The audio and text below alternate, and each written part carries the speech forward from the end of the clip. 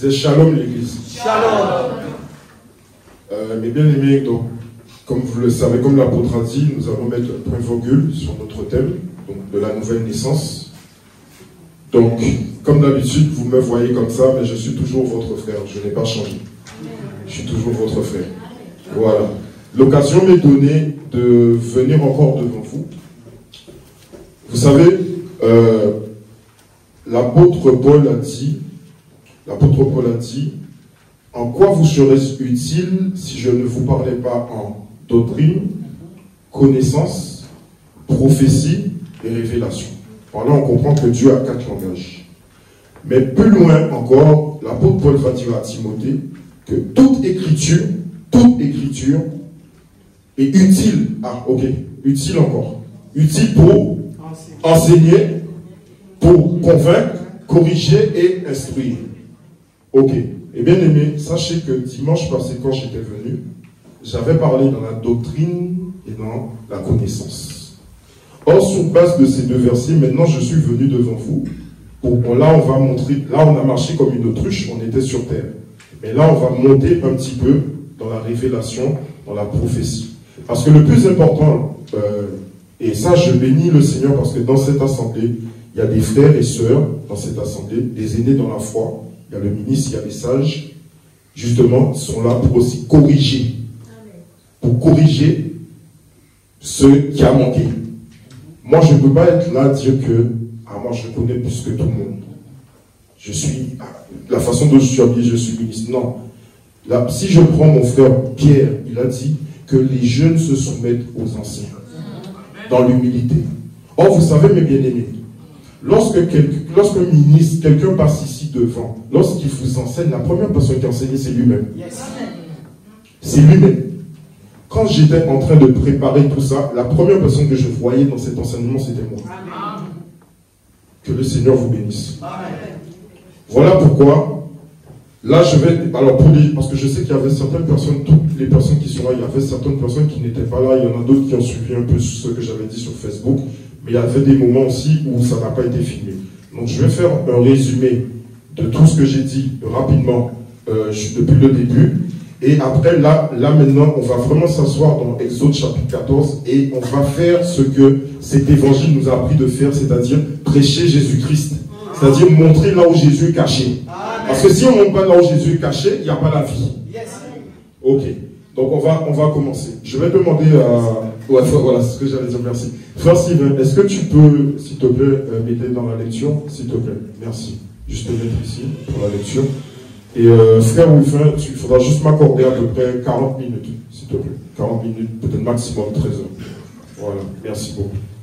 Ok, donc on va tout de suite, on va pas lire tout de suite la parole. Je vais d'abord faire un résumé de tout ce que j'ai dit. Et à partir de Exode 14, là on va s'asseoir. Donc, mes bien-aimés, comme l'apôtre a dit, là on va mettre un point virgule par rapport à notre thème de la nouvelle naissance. La nouvelle naissance par rapport, on a vu la nouvelle naissance par rapport au baptême de l'eau. Là, maintenant, on va voir la nouvelle naissance par rapport au baptême de l'esprit. Or, donc, nous avons dit que, quand j'ai commencé à passer ici devant, j'avais touché l'orgueil, l'humilité, l'obéissance et la puissance de Dieu. Donc, par rapport à l'orgueil, nous avions touché le livre dans 2 Rois chapitre 5, donc c'est l'histoire de Naaman, on ne va pas lire. 2 Rois chapitre 5 dans l'histoire de Naaman, j'avais dit que Naaman, en fait, le problème de Naaman, c'est qu'il était orgueilleux. Donc si vous connaissez un peu l'histoire, Naaman, c'était un chef syrien, un chef de l'armée syrienne, qui avait, son problème, c'est qu'il avait la lèpre. Or, on sait que dans la Révélation, la lèpre signifie le péché. Mais Naaman, il avait capturé une fille israélite, et la fille israélite avait conseiller la femme de Naaman, qui avait aussi ramené l'information auprès de Naaman, pour dire à Naaman que en Israël, il y a un prophète qui peut te guérir. Donc c'est le prophète Élisée. Naaman, et en allant en Israël, Naaman rencontre le roi, mais le roi dit que moi je n'ai pas le pouvoir de te guérir. Or, Élisée avait entendu ça, et Élisée avait dit à Naaman, au roi, de ramène Naaman vers moi. Quand Naaman est allé vers Élisée, Naaman, dans sa tête, il pensait que Élisée allait le guérir dans sa façon de raisonner à lui. Mais quand il est allé vers Élisée lui a dit, non, va dans le Jourdain et plonge-toi 7 fois. Donc dans la Révélation, on sait que le chiffre 7 représente la perfection. Pourquoi le Jourdain? C'est parce que dans le Jourdain, il y avait un autel. Voilà. Et le Jourdain aussi, c'est les eaux que tu as vues représentent des langues, des tribus, des nations. Ça, on connaît cet enseignement. Donc Naaman, la façon dont lui, il avait vu comment il allait être guéri, ça ne s'est pas passé comme ça. Mais Naaman a eu un moment où il a été orgueilleux. Et moi, j'avais dit que quand, en tant qu'enfant de Dieu, par rapport à notre thème de la nouvelle naissance, le baptême de l'Esprit, si tu te dis être un enfant de Dieu, né de nouveau, baptisé du Saint-Esprit, tu ne peux pas être orgueilleux. Parce que la Bible, le frère Pierre, encore si je le prends à témoin, le frère Pierre me dit que Dieu résiste aux orgueilleux, mais il fait grâce aux humbles. Et quand Naaman il a résisté, il ne pouvait pas voir la puissance de Dieu se manifester dans sa vie. Mais, un moment, les gens qui accompagnaient Naaman, ils sont venus à côté de Naaman, ils lui ont dit non, mais va, baigne-toi, fais tout simplement ce qu'on t'a dit de faire. Va dans le Jourdain, baigne-toi 7 fois et tu seras pur. Or, j'avais pris un verset dans la lumière, c'était l'apôtre Paul qui nous dit, ne vous conformez pas au siècle présent, mais soyez renouvelés par l'intelligence du Saint-Esprit, afin de faire ce qui est bon, agréable et parfait. Or, Naaman, lui, il voyait les choses à sa manière. Il avait son raisonnement à lui.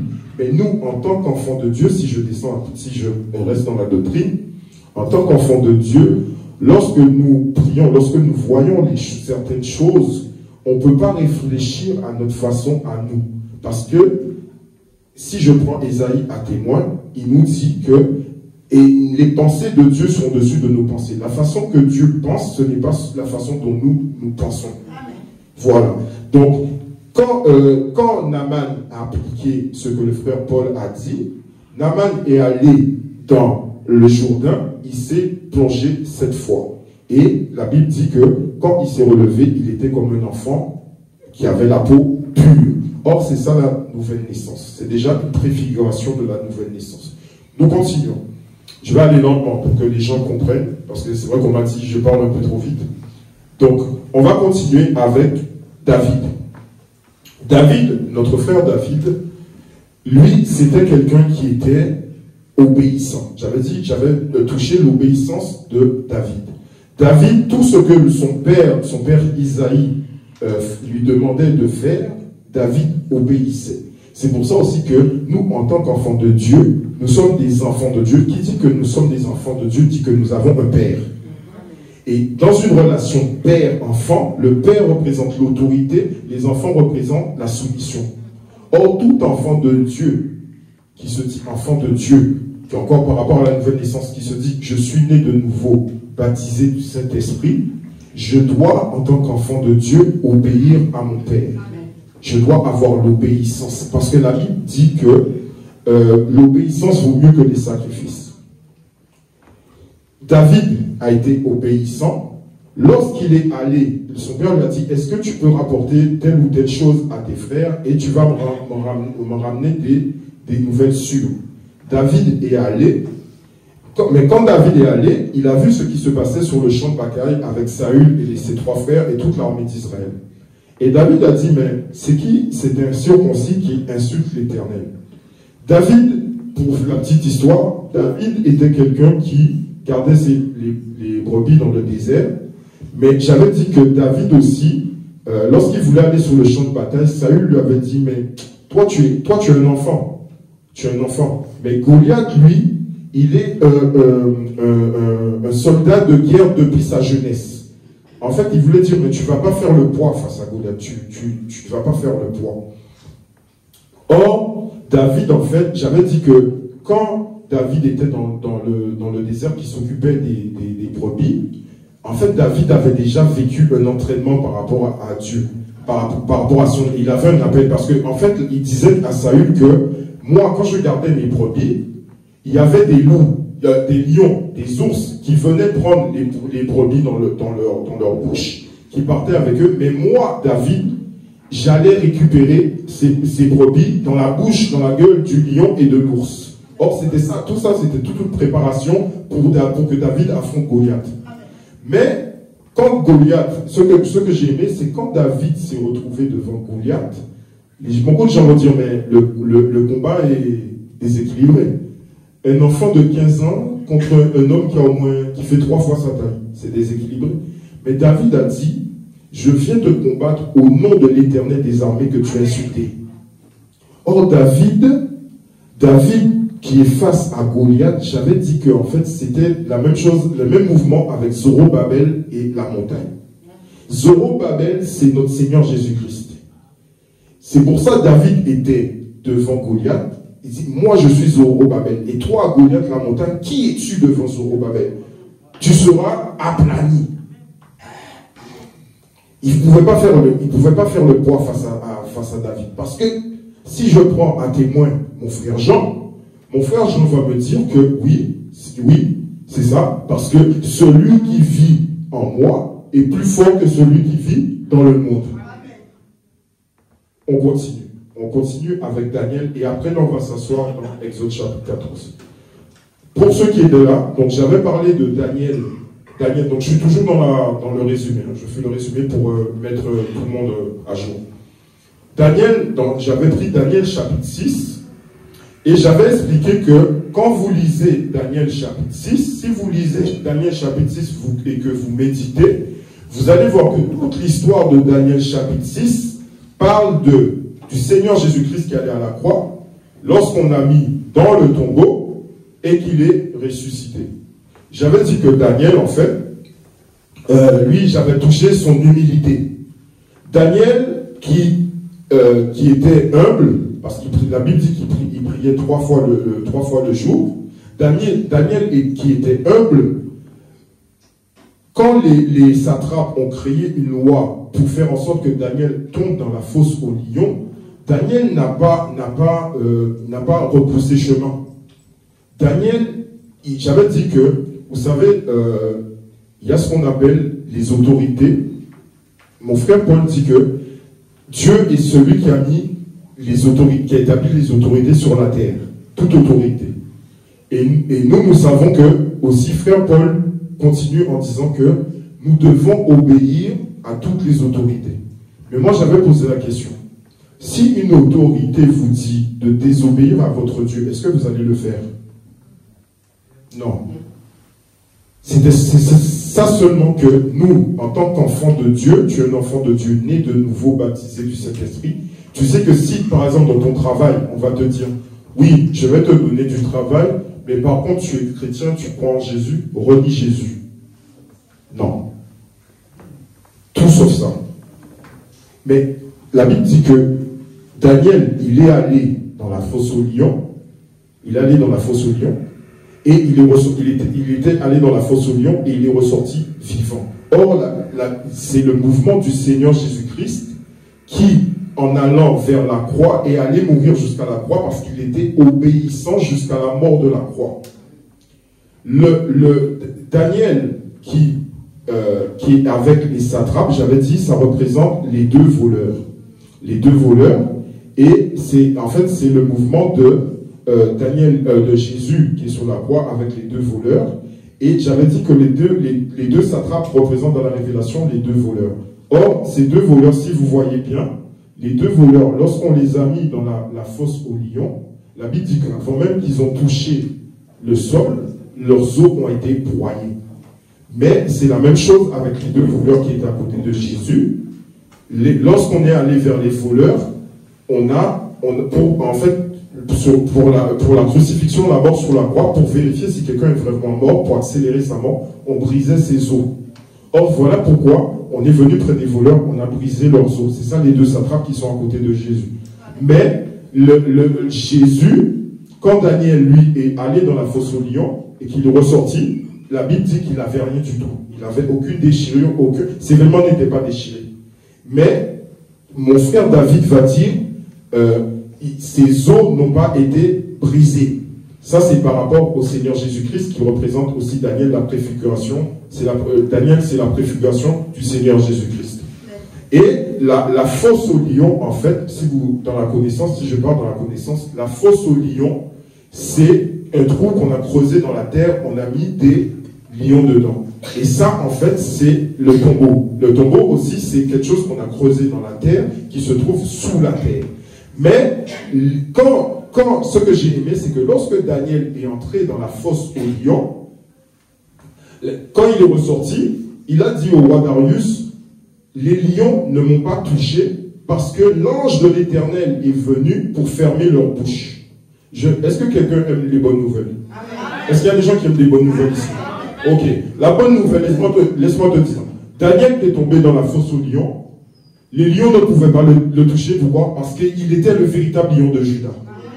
C'était lui le véritable lion de Juda. Mais la bonne nouvelle que j'ai pour toi, si tu es un enfant né de nouveau, baptisé de l'Esprit, tu as le lion de la tribu de Juda au-dedans de toi. Est-ce qu'on peut acclamer pour le Seigneur? Tu as le lion de Juda. Voilà pourquoi le malheur atteint souvent le juste, mais l'Éternel en délivre toujours. Toujours. Ah, j'aime bien. Il dit, le malheur atteint souvent, donc, parfois, de temps en temps. Mais ce que j'aime, l'Éternel te délivre toujours. C'est toujours. C'est pas une fois, deux, c'est toujours.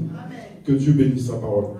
Maintenant, nous allons nous asseoir dans Exode chapitre 14, et là, on va apporter quelques corrections. On va apporter quelques corrections à Exode chapitre 14. Vous savez, mes bien-aimés, la Bible dit qu'il y a un temps pour tout. Là, on a chanté, on a prié. Maintenant, c'est le temps d'écouter la parole. Et ce que j'aime vraiment, c'est vraiment un moment que j'aime la parole parce que c'est le moment où le Seigneur Jésus-Christ nous donne à manger ce qu'il a préparé.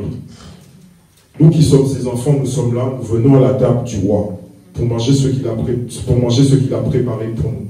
Nous avons compris que la parole, en fait, c'est ça qui nous donne la vie. C'est ça qui nous donne le réconfort. C'est ça qui nous console. C'est ça qui nous exhorte. C'est ça qui fait que si nous revenons avec des choses dont si nous venons avec les mains vides, nous savons que nous allons ressortir avec les mains remplies de bénédictions. Voilà. Alors, là, nous sommes dans Exode chapitre 14. Donc, j'avais dit que Exode chapitre 14, on connaît un peu l'histoire. Donc, c'était l'histoire du peuple d'Israël qui était sorti d'Égypte et qui avait campé juste devant la mer Rouge. Ici, nous avons le peuple d'Israël qui campait, et ici, nous avons la mer Rouge. Mais les Israélites étaient poursuivis par les Égyptiens, par Pharaon et ses Égyptiens. Or, j'avais dit que les Égyptiens qui étaient à la poursuite des Israélites, c'était un problème pour les Israélites. Mais le peuple d'Israël ne pouvait pas avancer parce qu'ils étaient bloqués par la mer Rouge. Là, je suis encore dans la doctrine, je ne suis pas monté là. Je suis encore dans la doctrine. J'avais dit que, en fait, si vous regardez, pour regarder comment Dieu a manifesté sa gloire, Israël était pris entre deux problèmes. Ils avaient le choix entre soit on retourne vers les Égyptiens, mais nous allons mourir, soit on va dans la mer Rouge, mais nous allons mourir aussi de noyade. Or, les Égyptiens représentent quoi? Les Égyptiens représentent quand tu es un enfant de Dieu, né de nouveau, baptisé du Saint-Esprit. Ça veut dire que tu étais dans les ténèbres. L'Égypte représente le monde. Tu étais dans les ténèbres. Dieu t'a sorti des ténèbres. Tu es passé maintenant dans la lumière. Mais or, dans les ténèbres, il y a encore si par exemple, tu étais un voleur, tu es dans les ténèbres, dans le monde, quand tu es venu à Christ, tu n'es plus un voleur. Il change ton identité. Il change ton identité. Mais le souci, c'est que le diable, en fait, il y a ce qu'on appelle les réclamations. Les Égyptiens, en fait, ils regrettaient le fait que le peuple d'Israël soit sorti d'Égypte, parce que le peuple d'Israël fournissait des services, de l'aide au peuple égyptien. Mais, à un moment, Pharaon a dit, il a regretté de les laisser partir. Mais, les Égyptiens qui venaient, c'était les réclamations. Mais aussi, en tant qu'enfants de Dieu, alors, le peuple d'Israël aussi, eux aussi, ils regrettaient d'avoir quitté l'Égypte. Et moi, j'avais dit, en tant qu'enfant de Dieu, si tu es né de nouveau, tu es baptisé par le Saint-Esprit, tu ne peux pas avoir des envies de retourner dans le monde. Parce que si tu remontes, si tu retournes dans le monde, c'est quoi? J'avais dit c'était la mort. C'était la mort. Parce que croyez-moi, quand le peuple d'Israël allait retourner vers les Égyptiens n'allaient pas les accueillir les bras ouverts. Ils allaient les tuer. Parce que la Bible dit que c'était des chars de guerre. C'était des chars de guerre. Ils allaient tous les tuer. Moi, je veux parler à quelqu'un. Si tu as envie de retourner dans le monde, demande à Dieu de t'aider, de t'enlever cette pensée-là. Parce que si tu retournes dans le monde, crois-moi, la situation sera pire. La situation sera pire. On continue. Donc, ils étaient bloqués par rapport à la mer Rouge. Mais or, la puissance de Dieu, c'est ce que Dieu attendait. Il voulait montrer sa puissance par rapport à cette histoire. Or, Moïse leur avait dit au peuple d'Israël, restez là, gardez le silence et regardez la délivrance que Dieu va nous accorder. Mais à un moment, Dieu leur a dit, levez-vous, marchez, avancez vers la mer Rouge. Or, les Égyptiens qui étaient un problème pour Israël, c'est ça qui les a poussés à avancer vers l'obstacle, la mer Rouge. Et quand ils ont avancé, en fait, cet obstacle a fait en sorte que c'était ça la solution. Parce que Dieu est celui qui est capable de frayer des chemins. Là où l'homme ne peut pas. Est-ce que je peux donner une bonne nouvelle à quelqu'un? Est-ce que je peux donner une bonne nouvelle à quelqu'un? Sache que si dans ta vie tu es bloqué, un jour, la Bible dit que Dieu est celui qui est capable d'ouvrir les portes qui sont fermées. Il est capable d'ouvrir les portes qui sont fermées. Moi, ma prière est que vraiment Dieu ouvre des portes pour toi dans ta vie. Qu'il ouvre des portes, que tu puisses passer et que quand tu vas passer après, tu vas louer le Seigneur. Amen. Tu vas louer le Seigneur. Parce qu'on loue le Seigneur seulement après la mer Rouge. On loue le Seigneur après la mer Rouge, pas avant. Que Dieu vous bénisse. Ensuite, j'avais dit que c'était ça qui les avait permis de passer dans la mer Rouge. Mais il se trouve que Dieu est tellement fort, Dieu est tellement puissant, que le problème d'Israël, ça a été la solution pour Israël. Le problème qu'ils avaient devant eux, derrière eux, c'était ça la solution, c'était ça l'issue du problème. Mais regardez la puissance de Dieu. Quand les Égyptiens les ont poursuivis, le problème qui était devant Israël, c'est devenu le problème pour les Égyptiens. Quand ils sont entrés, la Bible dit que quand tout le peuple d'Israël est sorti, les Égyptiens sont entrés. Dieu a dit à Moïse, lève ta main pour fermer la mer. Or, toute la mer les avait recouverts et quand Israël a regardé, ils étaient tous morts. Ma prière est que tes problèmes disparaissent. Que tous les problèmes disparaissent.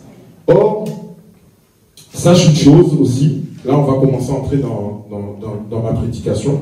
Sache une chose aussi, quand tu es un chrétien né de nouveau, baptisé du Saint-Esprit, tu vas sortir de l'Égypte, le monde, tu vas maintenant traverser la mer Rouge. Donc la Bible dit, alors là on va lire, la Bible dit, frère Sylvain, est-ce que tu peux lire 1 Corinthiens, chapitre 10, versets 1 et 2. Là on va toucher le baptême de l'eau, on va juste faire on va toucher un petit peu le baptême de l'eau, et après là on va parler du baptême de l'esprit et on va développer. 1 Corinthiens, chapitre 10e, dans son verset 1er, 2e, il est écrit ceci. Frères, je ne veux pas que vous ignorez que nos pères ont tous été sous la nuée, qu'ils ont tous passé au travers de la mer, qu'ils ont tous été baptisés en Moïse dans la nuée et dans la mer. Ah, merci. Vous avez vu? Vous avez entendu? En fait, Israël qui fait le mouvement de sortir d'Égypte, ils sont sortis d'Égypte. Ils ont traversé la mer Rouge. La Bible nous dit, dans 1 Corinthiens, la Bible nous dit que ça c'était une préfiguration du baptême. Or, pour être baptisé, quand tu es baptisé d'eau, il faut que tu sois complètement immergé dans l'eau. Eux, c'était une préfiguration. Mais pour nous, par rapport à l'église, la marche de l'église, pour reconnaître que tu as un vrai baptême, il faut être immergé complètement. Il y a d'autres critères. Mais si vous voulez qu'on parle de ça, peut-être vendredi avec les questions-réponses. Parce que là, nous, on va plus s'arrêter par rapport à le baptême du Saint-Esprit. Mais la Bible nous dit que quand quand ils ont traversé la mer Rouge, c'était déjà une préfiguration du baptême. Mais par contre, je voudrais nous avertir, peuple de Dieu, je voudrais nous avertir de quelque chose. Quand j'ai dit que Israël était poursuivi par les Égyptiens, Dieu les a poussés vers la mer Rouge, il a frayé un chemin pour que Israël passe dans la mer Rouge, ils ont loué Dieu. Mais sache que quand les Égyptiens ont disparu, sache que les problèmes n'étaient pas finis. Les problèmes n'étaient pas finis. Parce que après, qu'est-ce qu'ils ont fait? Ils ont marché dans le désert, mais la Bible dit qu'ils ont rencontré un autre ennemi, qui était Amalek. Mais ne vous inquiétez pas, même quand ils ont affronté Amalek, ils ont eu la victoire. Parce que pourquoi? Dieu est le même hier, aujourd'hui, éternellement. Il ne change pas. C'est un Dieu qui se répète. La même chose qu'il a fait hier, il peut le faire aujourd'hui, il peut le faire demain. Il ne change pas. Là maintenant, on va vraiment, je vous préviens, là on va commencer à monter dans la révélation, dans la prophétie. Là on va être comme des aigles. Mais après, on va redescendre pour expliquer au peuple. Donc, là nous allons parler par rapport à l'esprit. Est-ce que tu peux relire le verset, s'il te plaît? 1 et 2. Frères, je ne veux pas que vous ignoriez que nos pères ont tous été sous la nuée, qu'ils ont tous passé au travers de la mer, qu'ils ont tous été baptisés en Moïse dans la nuée et dans la mer. Ok, merci. Donc ils ont passé la mer Rouge, ça c'était le baptême de l'eau. Maintenant on veut voir le baptême de l'esprit, n'est-ce pas? Là maintenant c'est là qu'on va voir, vous savez Dieu c'est un Dieu qui aime jouer à cache-cache, il aime se cacher. Et il aime que sa femme, l'Église, aime sonder les Écritures pour voir où est-ce qu'il est caché. C'est ce que nous allons voir maintenant. La Bible dit que c'est sous la nuée. Donc la Bible dit qu'ils ont traversé la mer. Donc ça c'était le baptême de l'eau. Et ils ont traversé aussi avec la nuée. Il y a d'autres versions qui disent le nuage aussi. Mais il y a des versions qui disent ils ont traversé la nuée. Mais il y a d'autres versions qui disent ils étaient sous la protection de la nuée ou des nuages. Voilà. Vous savez, mes bien-aimés, quand Israël marchait à travers la mer Rouge, la Bible dit quoi? Il y avait une colonne de nuée. Et cette colonne de nuée, il y avait une partie lumière et une partie ténèbres.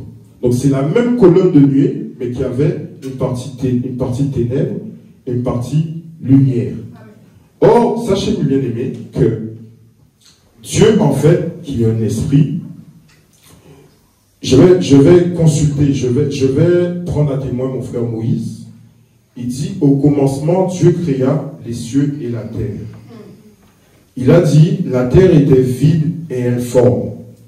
L'esprit de Dieu se mouvait au-dessus des eaux. Ah, je comprends par là que la nature de Dieu, c'est un esprit.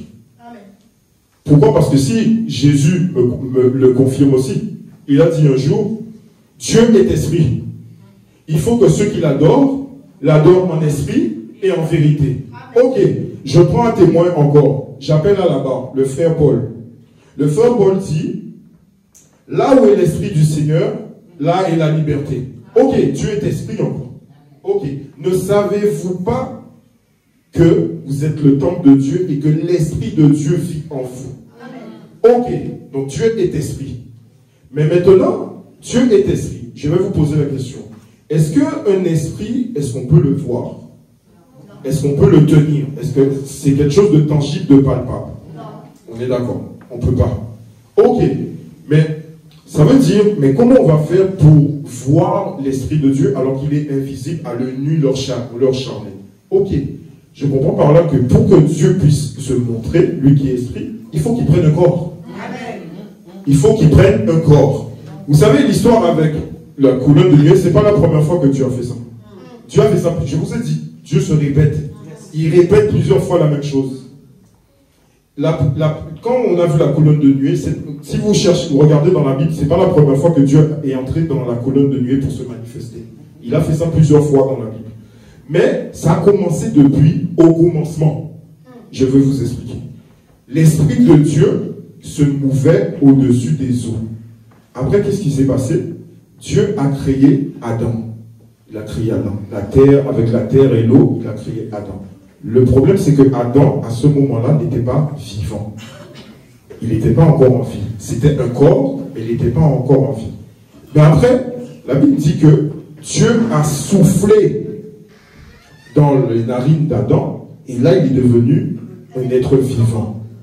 Ok, donc je comprends que l'Esprit de Dieu qui est passé dans le souffle est entré dans un corps. Est-ce que quelqu'un me voit? Est-ce que quelqu'un comprend? Il est entré dans un corps. Ok, c'est là que ça a commencé. C'est ici que ça a commencé. On continue. La Bible dit que un jour, Moïse était sur la montagne. Moïse était sur la montagne. Mais Moïse, il a dit à Dieu, je veux voir ta gloire. Dieu, fais-moi voir ta gloire. Mais Dieu sait que si il vient comme ça sur la montagne, il se monte en esprit, ah, Moïse, tu vas mourir. Tu vas mourir. Parce que l'esprit de Dieu est un esprit saint. C'est un esprit saint. S'il vient comme ça sous la terre, nous, à cause de notre nature adamique, de nos natures pécheresses, on ne pourra pas, parce que c'est lui-même, c'est Dieu même lui-même qui a dit ça. Personne ne peut me voir et vivre. Or, qu'est-ce que Dieu a fait à ce moment-là? Il a dit, ok, pour que tu me, c'est dans Exode, hein, pour que Dieu puisse se montrer à Moïse, il a pris un corps, le corps de nuée. Il est descendu dans la nuée,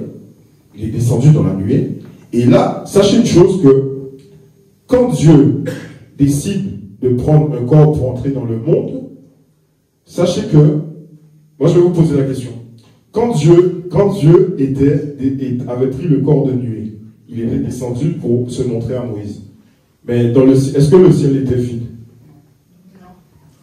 Est-ce que le ciel était vide? Est-ce qu'il y avait le trône de Dieu?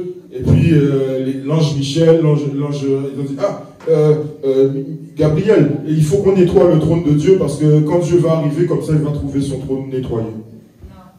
Non. Parce que Dieu est omniprésent. Il est partout. Omniprésent. Ça veut dire qu'il peut être à la fois dans les cieux, sur la terre. Ça, beaucoup de gens ne comprennent pas ça. Mais, ce que j'aime, c'est que quand Dieu est descendu sur la terre, qu'est-ce qu'il fait? En fait, il faut voir ça comme ça. Quand Dieu est dans les cieux, c'est l'autorité. Mais quand il est sous la terre, c'est la soumission.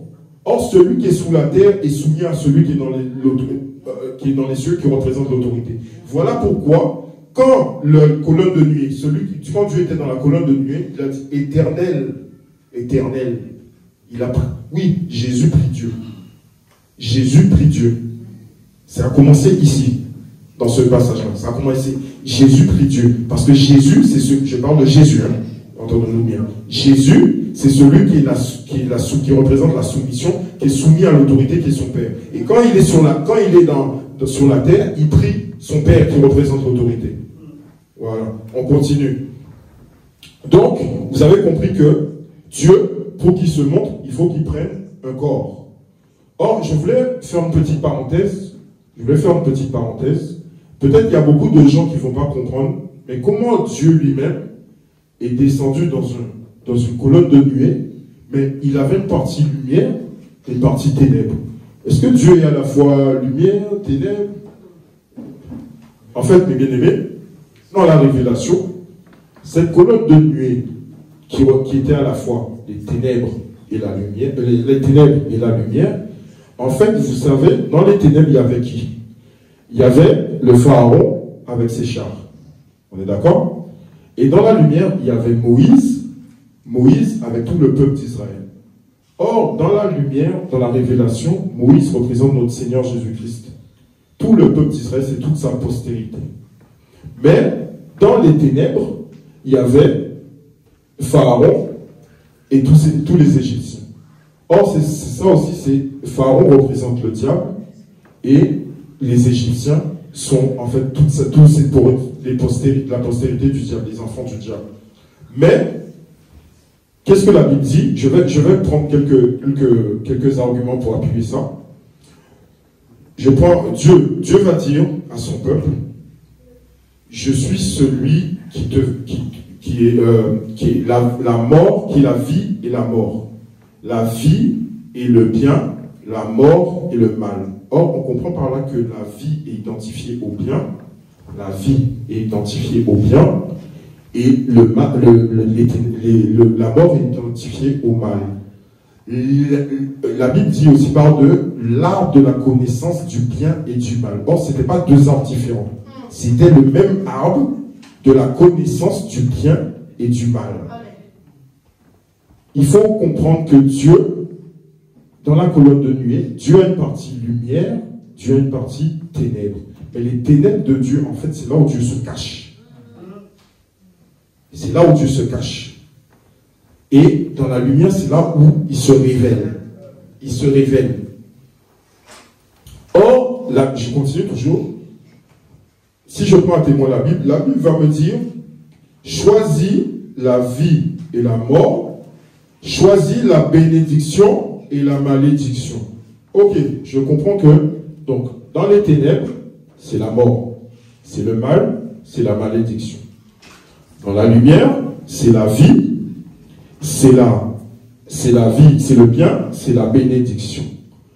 Est-ce qu'il y a quelqu'un qui veut une bonne nouvelle? Est-ce qu'il y a quelqu'un qui veut une bonne nouvelle?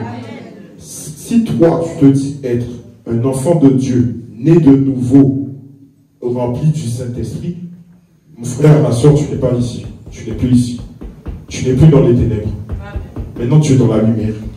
Et sache que dans la lumière, c'est là qu'il y a le bien, il y a les bénédictions. C'est ici. N'aie pas peur parce que celui qui te conduit, c'est le Seigneur Jésus-Christ. Celui qui te conduit dans ta vie, c'est le Seigneur Jésus-Christ.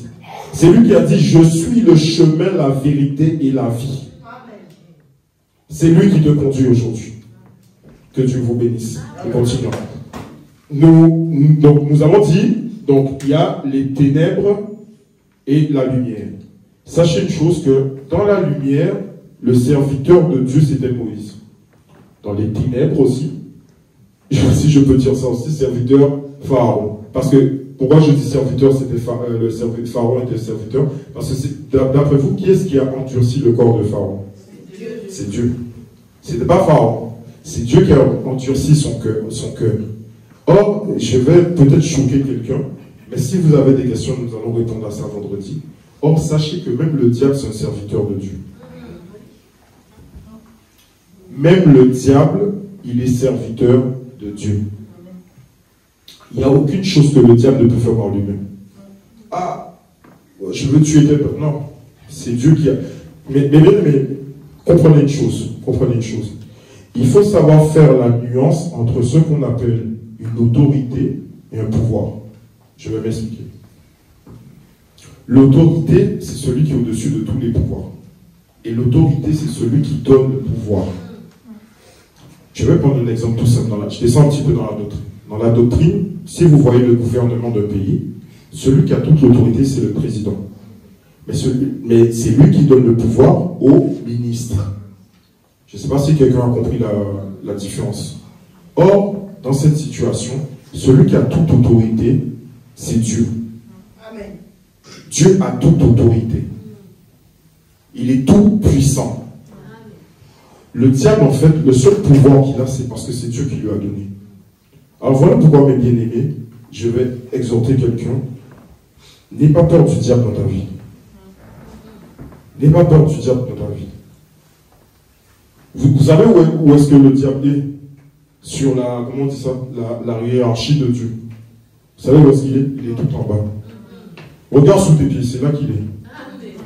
Regarde sous tes pieds, c'est là que le diable est. C'est pas moi qui dis ça, hein? C'est Jésus. Amen. Je vous ai donné le pouvoir de marcher sur les serpents et les scorpions. Amen. Ok, je comprends par là, Satan, tu es sous tes pieds. Je ne sais pas si quelqu'un me comprend. Hein? On continue. Là, on va aller petit à petit, on va aller vers la lumière pour que vous voyez où Jésus se cache. On va aller. Donc, j'avais dit Dieu. Dieu, c'est la colonne de nuée, partie ténèbres, partie lumière. Ok. Nous allons continuer avec le 1 Corinthiens, chapitre, toujours le chapitre 10. Tu vas lire le premier et le deuxième verset, mais tu vas continuer, je crois, jusqu'à verset, je crois que c'est les 4 premiers versets, je crois. Je te dirai stop. Frères, Je ne veux pas que vous ignoriez que nos pères ont tous été sous la nuée. Ils ont tous passé au travers de la mer. Qu'ils ont tous été baptisés en Moïse dans la nuée et dans la mer. Après? Qu'ils ont tous mangé le même aliment spirituel. Donc là, quand la Bible dit ils ont tous mangé le même aliment spirituel, il parle des cailles. C'est les cailles parce que Israël a mangé des cailles dans le désert. Si vous voyez d'autres versions, ça parle de la viande spirituelle. Or, les cailles, c'était le corps de Christ. Donc, on continue. Mais c'est pas là que je voulais vous montrer. Et qu'ils ont tous bu le même breuvage spirituel. Donc là, le breuvage spirituel, la Bible parle de le rocher d'Horeb. Quand Moïse a frappé le rocher d'Horeb, qu'est-ce qui est sorti? De l'eau. Or, ça, c'était une eau spirituelle. Or, ça, c'est la parole. Continue. Car ils buvaient à un rocher spirituel qui les suivait. Et c'est qui les suivait? Et ce rocher était Christ. Pardon? Ce rocher était? Christ. Pardon, ce rocher était? Et ce rocher était Christ. On commence à comprendre. Donc en fait, la colonne de nuée qui suivait Israël, qui était lumière d'un côté et qui était ténèbres de l'autre, en fait, la Bible nous fait comprendre que quand ce soit la caille, même la manne, quand c'était la manne, c'était Christ. Quand c'était les cailles, c'était Christ. Quand c'était le rocher d'Horeb où l'eau a coulé, c'était Christ. Mais il dit que ce rocher qui les a suivis, c'était Christ. Est-ce qu'on a vu où Christ le cache? Est-ce qu'on a commencé à voir où Christ le cache? Ça, c'est un premier témoin. Je vais prendre. Alors, mes bien-aimés, je voulais une petite parenthèse pour qu'on comprenne bien. Il faut savoir que le Saint-Esprit, comment je pourrais dire ça? Si je peux dire ça, il y a trois aspects de la manifestation du Saint-Esprit.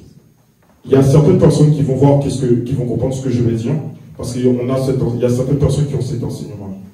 Il y a le Saint-Esprit avec nous, le Saint-Esprit sur nous, et le Saint-Esprit en nous.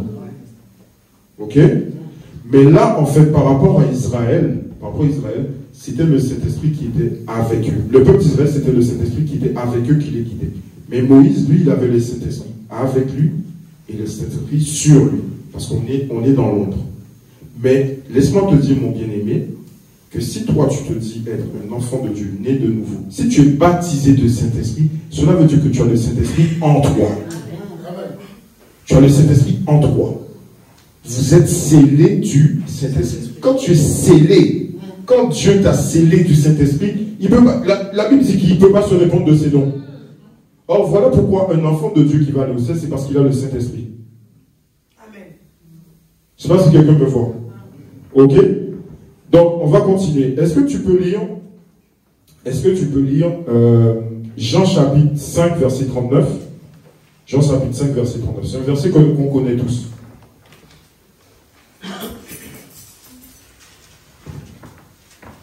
Jean chapitre 5, verset 39, il est écrit ceci. Vous sondez les Écritures parce que vous pensez avoir en elles la vie éternelle. Et après? Ce sont elles qui rendent témoignage. Ce sont elles qui rendent témoignage. Qu'est-ce qui parle ici?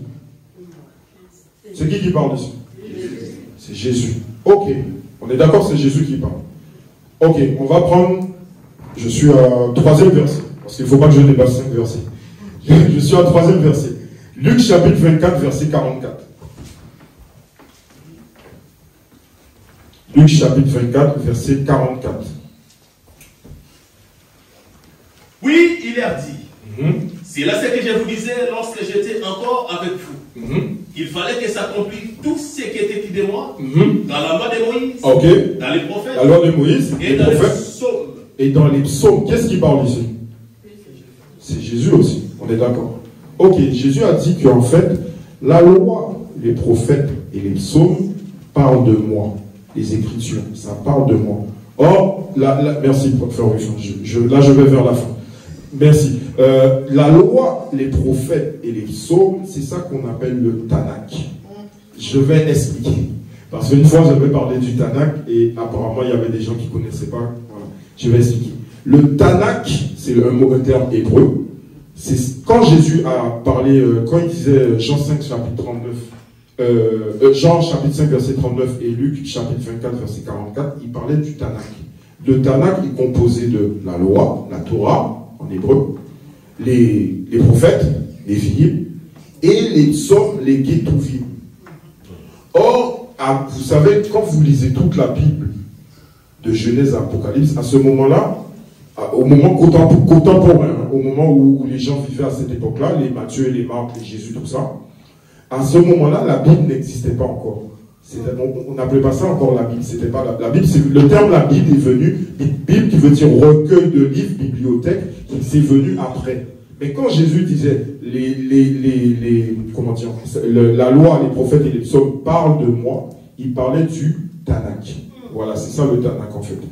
Donc maintenant, nous allons donner, je vais donner un deuxième témoin. Et là, j'espère que tout le monde va voir où est-ce que Jésus s'est caché. Ok? C'est un verset qu'on connaît tous. Or, donc, mes bien-aimés, comprenez que quand Israël a marché dans la mer Rouge, ça c'était par rapport au baptême de l'eau. Mais quand la Bible dit dans 1 Corinthiens chapitre 10 qu'ils ont aussi marché sous la nuée, c'était le baptême de l'Esprit. La nuée a marché avec eux, là c'était le Saint-Esprit sur eux et avec eux. Parce que là, on est dans l'ombre. Mais c'est le 1 Corinthiens 10 qui confirme ça. Là, je rejoins le 1 Corinthiens chapitre 10, à partir du verset 1 jusqu'à 4. C'est ça quand Jésus dit que celui qui veut entrer dans le royaume des cieux doit être né d'eau et d'esprit. Ok? Maintenant, je vais prendre un verset qu'on connaît tous. Et là, j'espère que tout le monde va voir où est-ce que Jésus se cache. Est-ce que tu peux prendre Hébreux chapitre 10, versets 5 à 7. Hébreux chapitre 10, versets 5 à 7. C'est pourquoi Christ, entrant dans les mondes, dit. Alors, c'est qui pourquoi qui? Tu peux reprendre? C'est pourquoi Christ, oui, entrant dans le monde, dit. Ok. Tu n'as voulu ni sacrifice ni offrande. Ok. Mais tu m'as formé un corps. Ok. Tu n'as agréé ni holocauste ni sacrifice pour le péché. Ok. Alors j'ai dit, voici je viens. Dans le rouleau du livre, il est question de moi. Pour faire, ô Dieu, ta volonté. Dans le rouleau du livre, il est question de moi. Ça rejoint ce que Jésus disait dans Luc chapitre 24, verset 44, et Jean chapitre 5, verset 39. Mais ce que j'ai aimé, c'est au début, merci frère, ce que j'ai aimé au début, c'est que il a dit, Christ voulant entrer dans le monde. Je sais pas si quelqu'un a remarqué. Donc, il était où avant? Il était dans l'éternité. Dieu était dans l'éternité. J'avais dit tout à l'heure que Dieu est esprit. Donc, Dieu est esprit, c'est Christ, c'est l'esprit éternel. C'est un Père éternel. Il est dans l'éternité, mais qu'est-ce que dit le premier verset? S'il veut entrer dans le monde, qu'est-ce qu'il doit faire? Tu peux reprendre le premier verset? C'est pourquoi Christ entra dans le monde, dit, tu n'as voulu ni sacrifice ni offrande, mais tu m'as formé un corps. Pardon, tu m'as formé un corps. D'accord. Je vais vous lire une autre version qui est plus normale, mais bien aimée. C'est la version Martin. Donc, toujours le même verset. Hébreux chapitre 10, le verset 5 à 7. Version Martin. Ça dit, c'est pourquoi Jésus-Christ. J'aime bien cette précision. C'est pourquoi Jésus-Christ, en entrant au monde, a dit, tu n'as point voulu de sacrifice, ni d'offrande, mais tu m'as approprié un corps.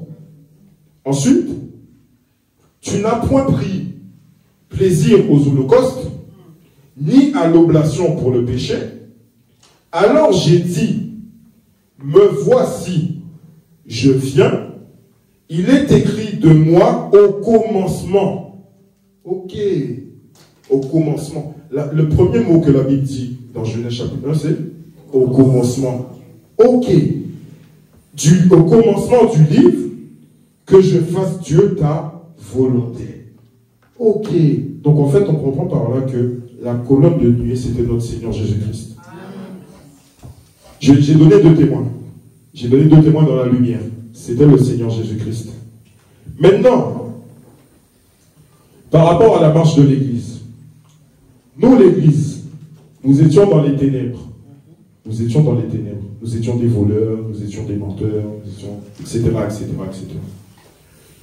Quand nous avons Nous sommes sortis de l'éternité. Pour ceux qui sont prédestinés, nous sommes sortis de l'éternité. Dieu nous a envoyés dans nos familles respectives. Nous avons grandi dans nos familles respectives. Mais à cause de la nature pécheresse, de la nature adamique, nous étions dans le péché. Car tous sont privés de la gloire. Tous sont péchés, sont privés de la gloire de Dieu. Nous avons grandi.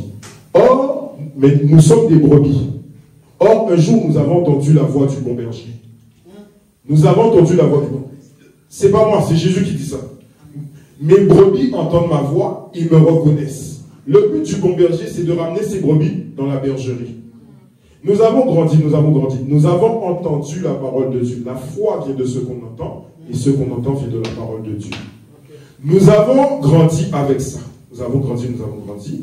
Et un jour, nous avons accepté le Seigneur Jésus-Christ dans notre vie. Nous avons reconnu qu'il est mort à la croix et ressuscité pour nous.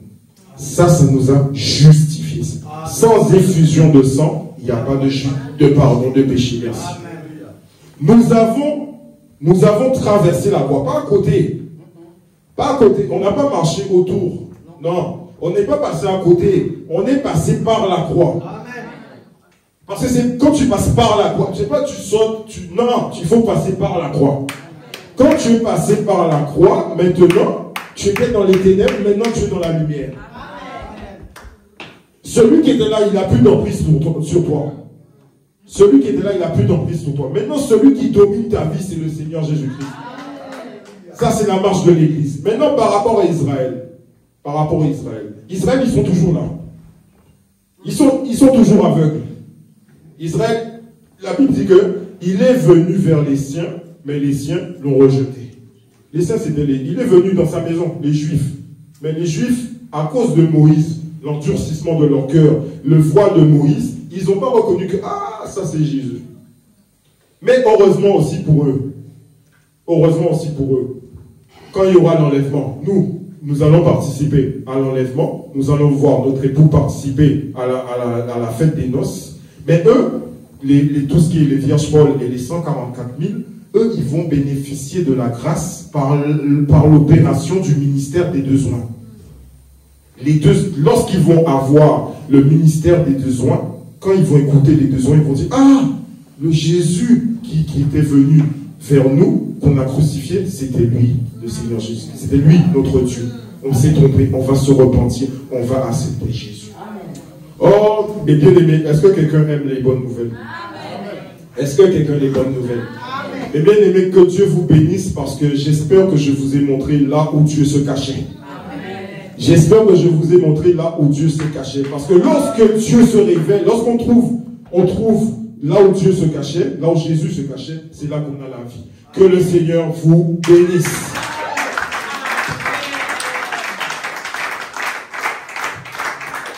Est-ce qu'on peut acclamer pour la gloire de Dieu?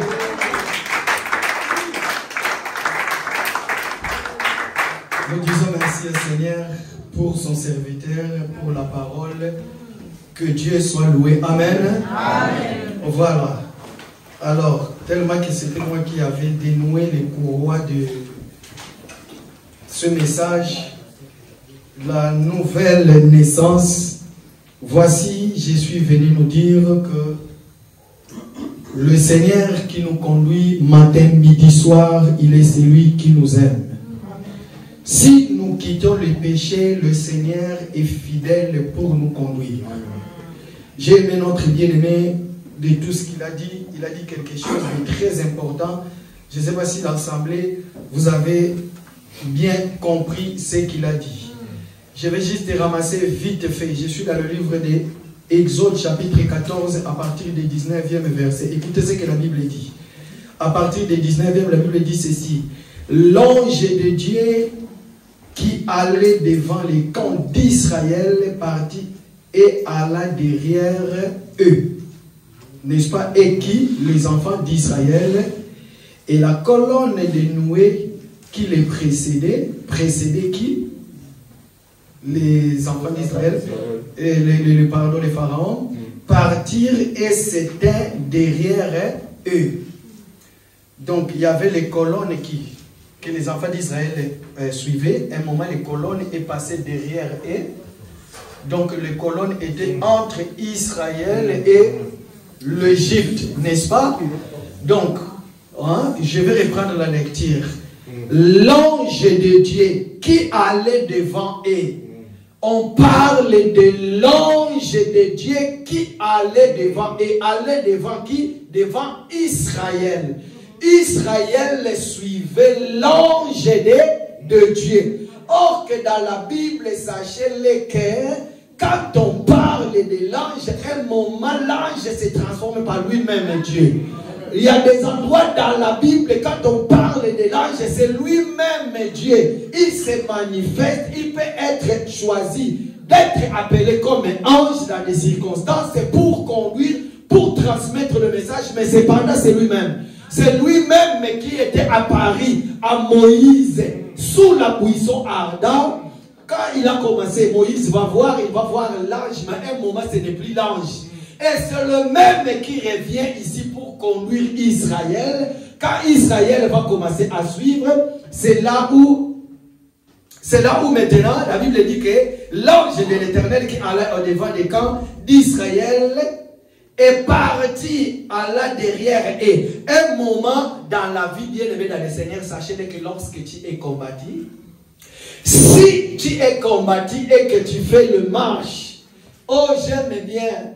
Voilà pourquoi beaucoup de gens se cachent derrière toi pour te combattre. Parce qu'ils ne viennent pas devant toi de peur qu'ils puissent te dévoiler leur face. Voilà pourquoi ils vont te jeter toutes les sorts, tous les problèmes derrière toi. Maintenant, comme toi tu es un enfant de Dieu, pourquoi? Parce que c'est lui qui veut me suivre amasse sa croix. Parce que toi tu vas marcher sur la croix. Tu ne veux pas tomber de gauche ni à droite, mais tu veux continuer ton chemin. Et tes ennemis vont commencer à te suivre.